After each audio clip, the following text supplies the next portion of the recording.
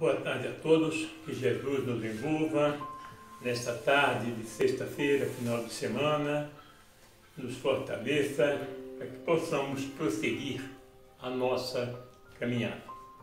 Vamos dar sequência no estudo da Gênese kardeciana, os milagres e as predições segundo o Espiritismo.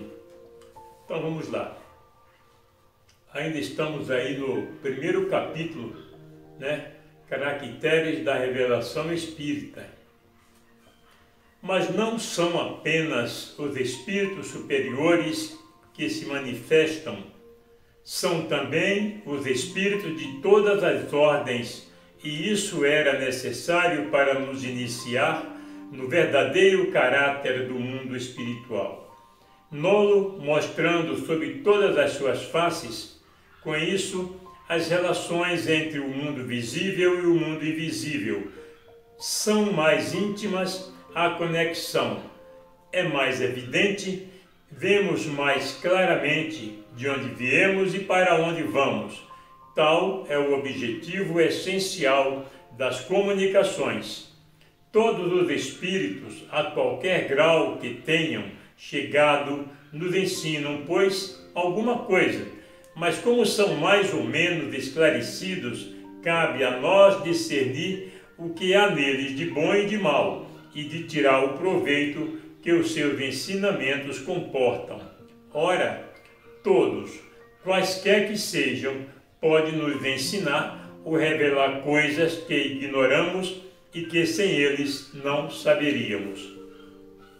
Os grandes espíritos encarnados são individualidades poderosas, incontestavelmente, mas cuja ação é restrita e necessariamente tenta em se propagar. Que um só dentre eles fosse mesmo Elias ou Moisés, Sócrates ou Platão, viesse nestes últimos tempos revelar aos homens o estado do mundo espiritual. Quem teria aprovado a verdade de suas assertivas neste tempo de ceticismo? Não o teriam considerado como um sonhador ou um utopista? E em se admitindo que estivesse com a verdade absoluta, os séculos teriam se escoados antes que suas ideias fossem aceitas pelas massas.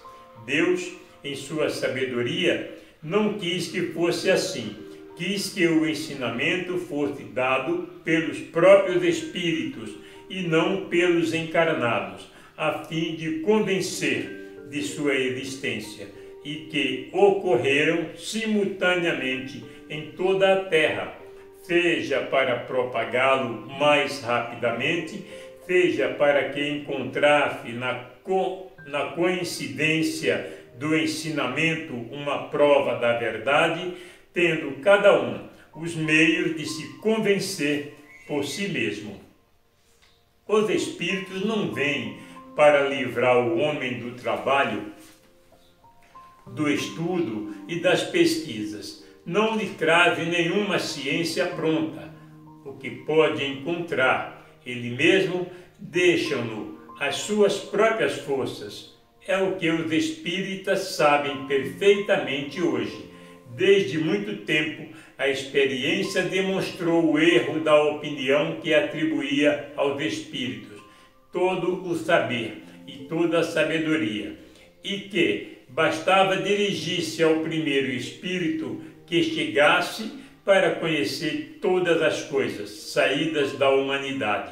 Os espíritos lhes são uma das faces, como sobre a terra, os há superiores e vulgares. Muitos deles sabem, pois, científica e filosoficamente, menos do que certos homens. Dizem o que sabem, nem mais nem menos, como entre os homens, os mais avançados podem nos informar sobre mais coisas, dar-nos conselhos mais judiciosos do que os atrasados. Pedir conselhos aos espíritos não é se dirigir às forças sobrenaturais, mas aos semelhantes, aqueles mesmos a quem nos teríamos dirigido em seu viver aos parentes, aos amigos ou aos indivíduos mais esclarecidos do que nós.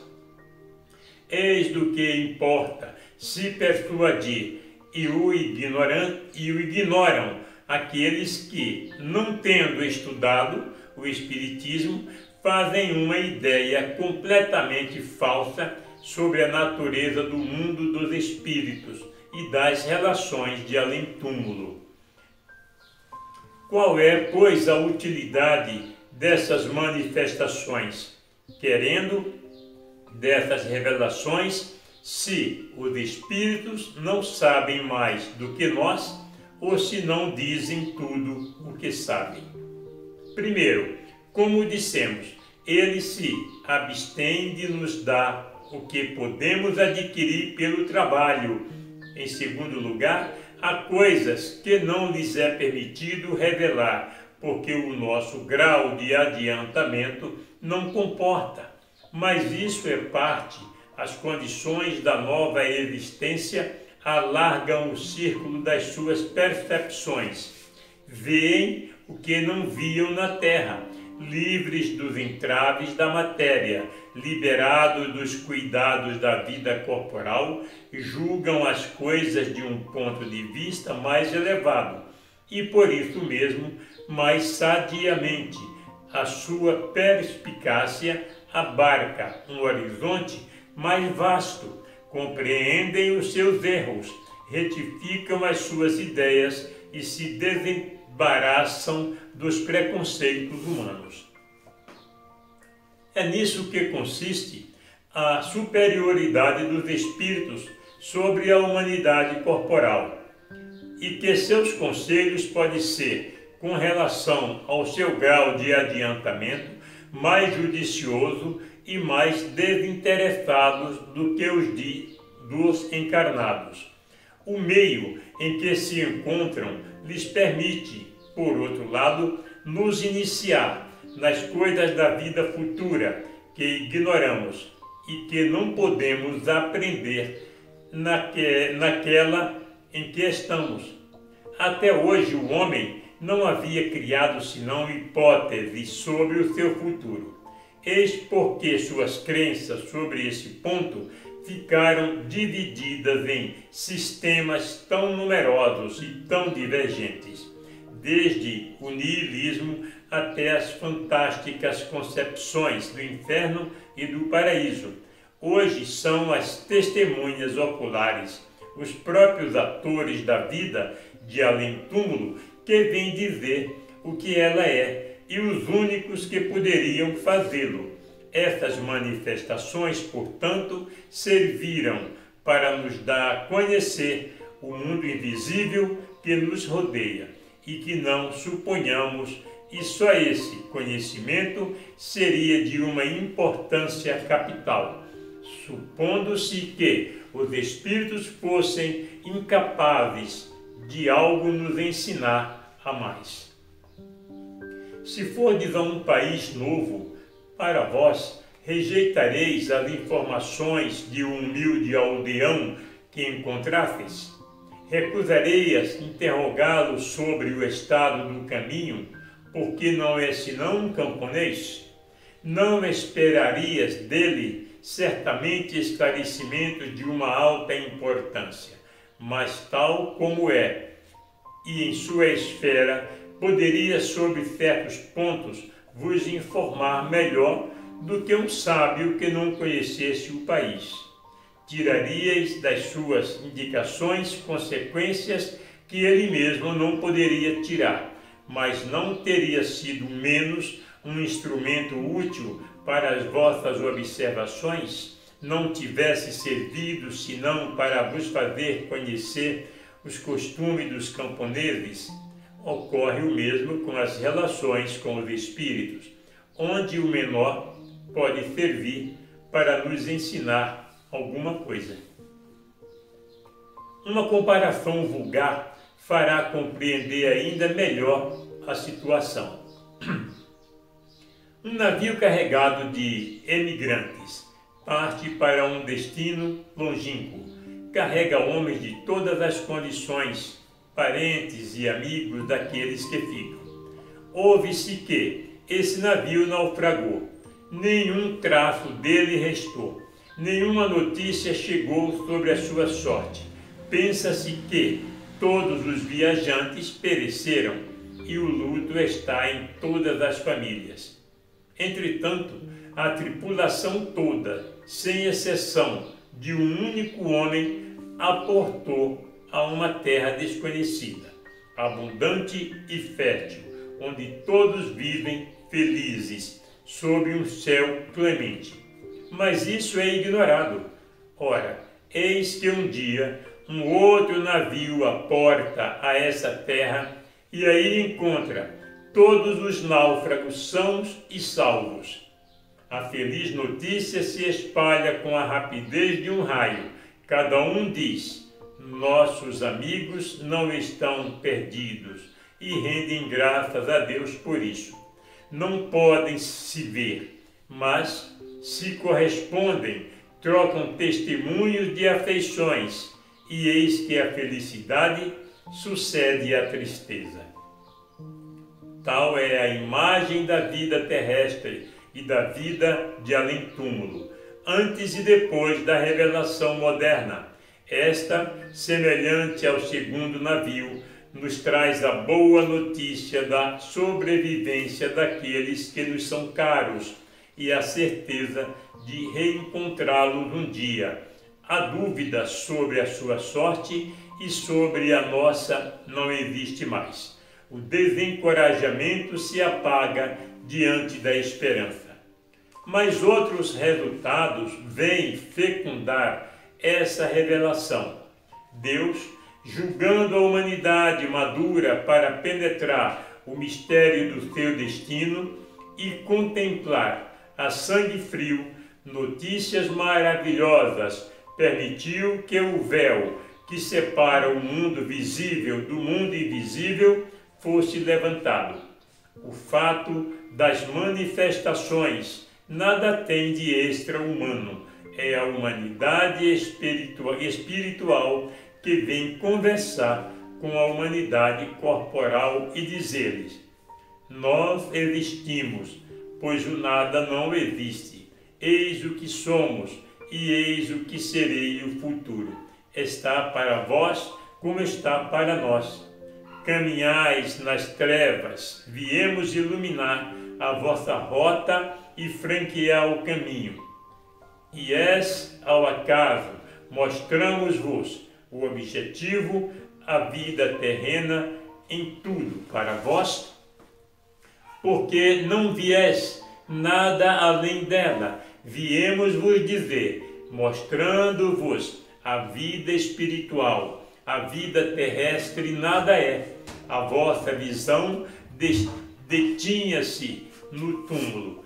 Nós vos mostramos além deles um horizonte esplêndido. Não sabeis porque sofreis na terra.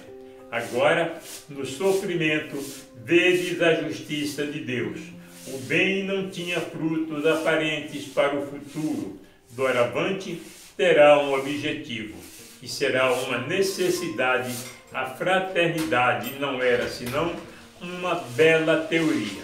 Agora ela se assenta sobre uma lei da natureza, sobre o império da crença de que tudo termina com a vida. A imensidão está vazia, o egoísmo reina soberano entre vós, e a vossa palavra de ordem é: cada um por si, com a certeza do futuro. Os espaços infinitos se povoam ao infinito.